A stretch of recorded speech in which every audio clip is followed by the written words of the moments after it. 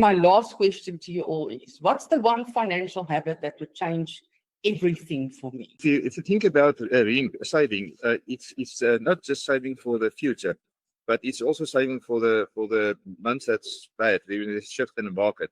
It's also saving to expand your business, to get an assistant, example, form a team. For all these things, you need money.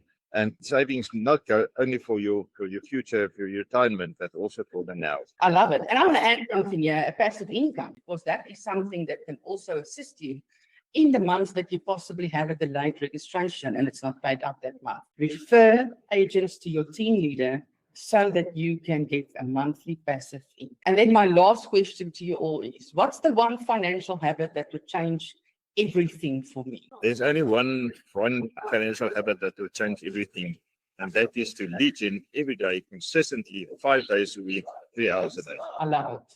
Wow. Everybody, we're going to leave you. Happy lead generation at 9 a.m. Go and build your business in such a way that you have a pipeline and you have money that comes in every month, that you don't have those dry months where there's no income. We appreciate all of you. We see you all tomorrow online. Go and find that one thing that you're going to track. Have a good day.